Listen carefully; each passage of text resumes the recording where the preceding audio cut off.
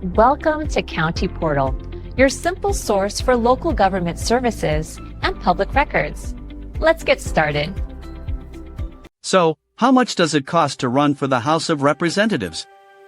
The short answer is a lot, but the long answer is that it depends.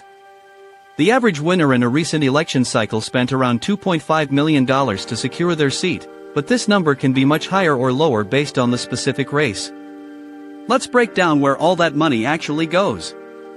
First, you have to pay for people.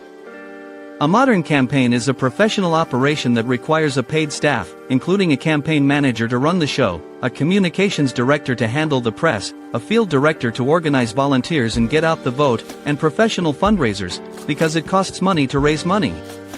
The single biggest expense, however, is almost always advertising. This is how candidates get their message out to hundreds of thousands of voters. We're talking about expensive television commercials, which can cost tens of thousands of dollars for a single 30-second spot in a major media market. Then there are radio ads, digital advertising on platforms like Facebook and YouTube, and old-fashioned direct mail, which involves designing, printing, and mailing thousands of glossy flyers to voters' homes. Beyond staff and ads, there are the day-to-day campaign operations. This includes renting a campaign headquarters, paying for utilities like phones and internet, buying computers, and printing costs for things like yard signs and bumper stickers. There's also travel. The candidate needs to crisscross their district constantly, which means spending money on gas, and sometimes flights and hotels. Then you have the specialists.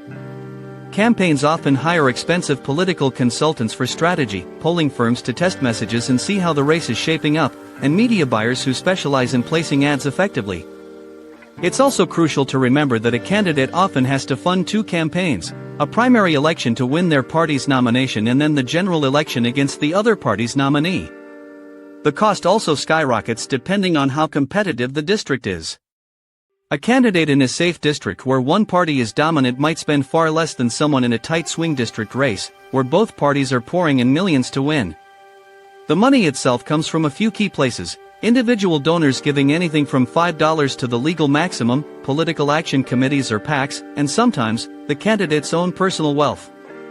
It's a massive, expensive undertaking that requires a constant focus on fundraising just to stay competitive. Thank you so much for watching. If you found this breakdown helpful and want to learn more about how our political system works, please hit the like button and be sure to subscribe to the channel for more videos.